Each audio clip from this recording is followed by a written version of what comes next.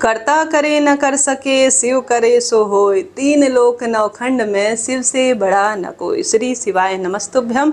हर हर महादेव। सावन के महीने के कुछ ही दिन शेष हैं। आप सभी शिव भक्तों को आवश्यक रूप से अपने घर में कुछ खास सरल से कार्य करने हैं। किसी कारण से मासिक धर्म की स्थिति रही हो या आप व्यस्त हो, आप कुछ विशेष नहीं कर पाए हैं, तो सावन का महीना पूरे साल भर बाद ही हम सभी शिव भक्तों को प्राप्त होगा। अपने इष्ट पित्र के रूप में, अपने स्वरूप के रूप में, आप हर स्वरूप में महादेव को पूजते हैं, तो इस मौके का आप लाभ उठाएं। सावन महीने में की गई पूजा साल भर की पूजाओं से सबसे श्रेष्ठ मानी जाती है, क्योंकि महादेव इस समय धरती पर भ्रमण करते हैं। किसी कारण से आप कोई विशेष कार्य इस सावन महीने में नहीं कर पाए हैं, तो सावन महीने के कुछ दिन शेष बचे हैं, इनमें आप जरूर कर लीजिए।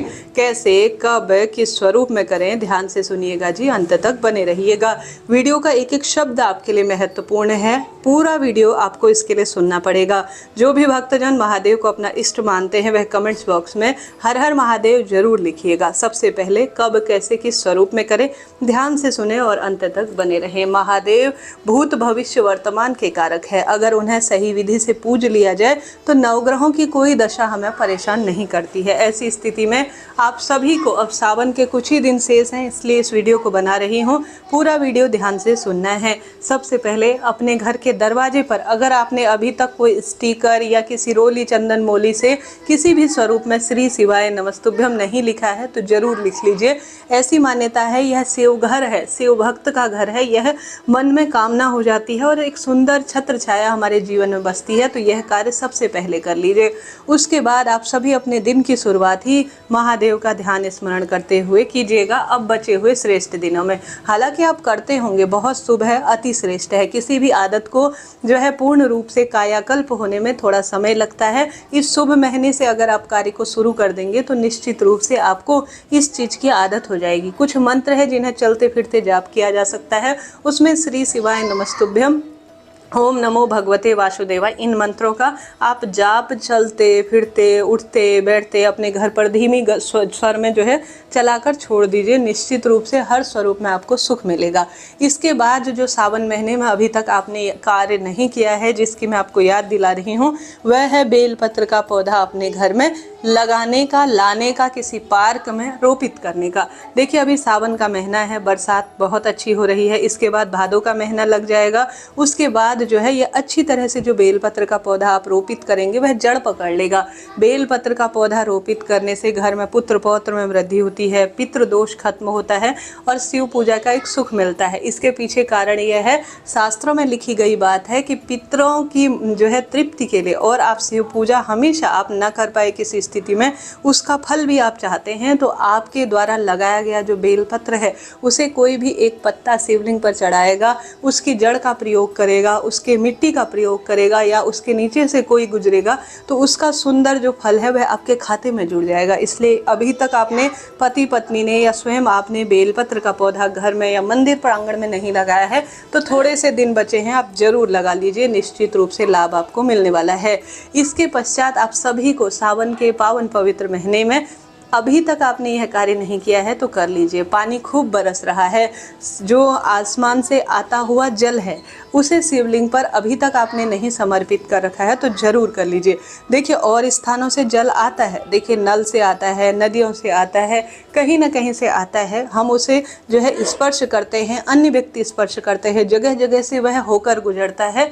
ऐसी स्थिति में जो वह शुद्ध बिल्कुल भी किसी भी न किसी स्वरूप में अशुद्ध हो ही जाता है। परंतु जो आसमान से दिव्य ऊर्जाओं के तहत हमें निःशुल्क रूप में इस बरसात में जल प्राप्त हो रहा है, उसे किसी बर्तन में, किसी कटोरी में, किसी लोटे में आप रख लीजिए। अभी तक आपने अपने नवग्रहों की दशा सुदृढ़ करने के लिए महादेव और श्री नारायण के जो है विग्रह स्वरूप को स्नान नहीं कराया है, तो सावन खत्म होने से पहले अपने घर के शिवलिंग पर आसमान का, बरसात का पानी शिवलिंग पर, नवग्रहों की दशा सुदृढ़ हो, अकाल मृत्यु, रोग दोष, कष्ट, संकट, पीड़ाओं से मुक्ति हो, पुत्र पौत्र का वरदान मिले, ऐसी प्रार्थना करते हुए सीधे आसमान से आता हुआ जल आपको किसी लोटे में, किसी कटोरी में प्राप्त कर कर स्नान कर कर सुबह शिवलिंग पर जरूर चढ़ाना है। इससे बहुत सुंदर परिणाम मिलता है, क्योंकि यह सबसे शुद्ध जल है जो कि सीधे आसमान से आपके लोटे में समाहित है। आपने ही इसको स्पर्श किया है और इसे शिवलिंग पर आपने समर्पित कर दिया है। इसी तरह से श्री नारायण के विग्रह स्वरूप या माता रानी को आप मानते हैं तो उनके विग्रह स्वरूप को भी आप सीधे आसमान से आते हुए बरसात के जल से जरूर से जो है स्नान कराएं। इसका परम सुख है और यह मौका कभी कभी ही मिलता है, और सावन का महीना इससे अच्छा हो ही नहीं सकता कार्य करने के लिए। तो कुछ ही दिन बचे हैं सावन महीने में, कर लीजिए। 1 रुपया आपका खर्च नहीं होगा, परंतु लाभ आपको मिलना ही है। इसके साथ साथ अभी तक आपने सावन के महीने में किसी कारण से आप नहीं कर पाए हैं, कहीं नहीं जाना, अपने घर पर ही जो शिवलिंग है उस पर आप सभी को नमः शिवाय ओम या महामृत्युंजय मंत्र या श्री शिवाय नमस्तुभ्यम मंत्र का जाप करते हुए 108 की संख्या में कोई भी वस्तु, चाहे तो काला तिल, चाहे तो चावल, चाहे तो जौ, चाहे तो चने की दाल, चाहे तो कोई भी वस्तु आप शिवलिंग पर चढ़ा दीजिए। 108 की कल्पना वर्णन अपने आप में अद्भुत है। मंत्र जाप करते हैं, शिवलिंग पर हम चढ़ाते हैं तो इसका एक सुख और श्रेष्ठ परिणाम हमें मिलता है। तो सावन के पावन पवित्र महीने में अभी तक 108 का नियम नहीं लिया है तो कुछ दिन तो कर लीजिए, न करने से बेहतर है कुछ किया जाए। जो मैं कार्य बता रही हूँ वह बिल्कुल प्रैक्टिकल है, सरल है, श्रेष्ठ हैं, जिन्हें आप चलते फिरते कर सकते हैं, करने में आसानी होगी। मेरी बात आपको कैसी लग रही है यह भी कमेंट्स के द्वारा बताइएगा। वीडियो को लाइक शेयर सब्सक्राइब करना भूल जा रहे हैं, कृपया जरूर करें। मेरे व्हाट्सएप चैनल से मुझसे सीधे जुड़ना चाहते हैं तो मैंने डिस्क्रिप्शन में उसका लिंक दिया हुआ है, आप जरूर देखिए। मैंने अभी नया ही बनाया है। सभी मेरे चैनल्स का नई वीडियो आपको उसमें प्राप्त हो जाएंगी। बहुत श्रेष्ठ और अति उत्तम जानकारी उसमें मैं देती हूँ। अभी तक आपने इसके अलावा मिट्टी के शिवलिंग का निर्माण नहीं किया है, जैसे बेलपत्र पेड़ के नीचे, पीपल वृक्ष के नीचे पिपलेश्वर महादेव हैं, बेलपत्र वृक्ष के नीचे महादेव। आप जहाँ पूजेंगे, जिस स्वरूप में पूजेंगे उसी स्वरूप में आपको प्राप्त हो जाएंगे। बिल्वेश्वर महादेव या घर के किसी भी गमले में एक तुलसी को छोड़कर आपने मिट्टी के शिवलिंग बनाकर निर्माण नहीं कर रखा है तो पुत्रदा एकादशी 5 तारीख की है, उसके बाद प्रदोष व्रत आएगा और सावन पूर्णिमा है और यह कुछ जो है 8-10 दिन बचे हैं। तो इन दिनों में कभी भी आप मिट्टी के शिवलिंग बनाकर पुत्र प्राप्ति की कामना, नौकरी, विवाह, रोग, कर्ज, जो आपको चाहिए वह कामना कहते हुए आप सरलतम तरीके से यह कार्य कर लीजिए। 3 स्थान पर दीपदान का एक सुख कहा गया है जो कि पितरों को सुख देता है, आपको जो है श्रेष्ठ उत्तम अनुभूति कराता है। वह है बेलपत्र पेड़, घर का दरवाजा और महादेव का मंदिर। अभी तक जो सावन महीने के दिन बचे हैं इन दिनों में आप करके देखिएगा, लाभ मिलेगा। शिव मंदिर की साफ सफाई का एक अपना सुख है, यह कार्य कर सकते हैं। साथ के साथ आप सभी नमः शिवाय ओम महामंत्र का जाप करते हैं तो भी इसका लाभ है।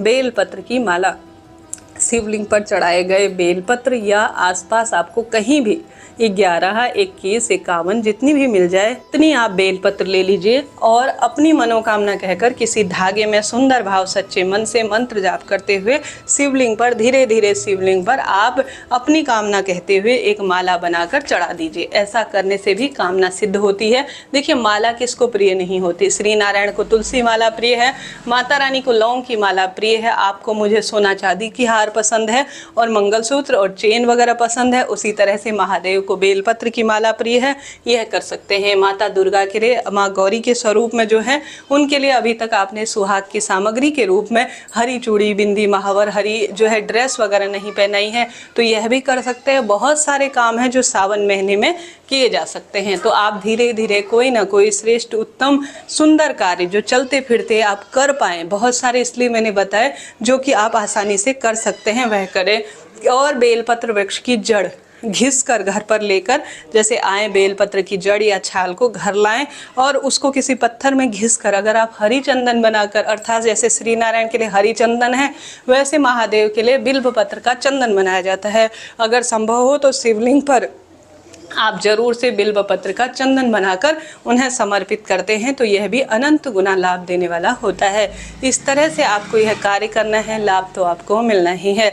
जरा सा भी वीडियो उपयोगी रहती हैं तो लाइक करें, शेयर करें, सब्सक्राइब करें और कमेंट्स बॉक्स में हर हर महादेव लिखना ना भूलें।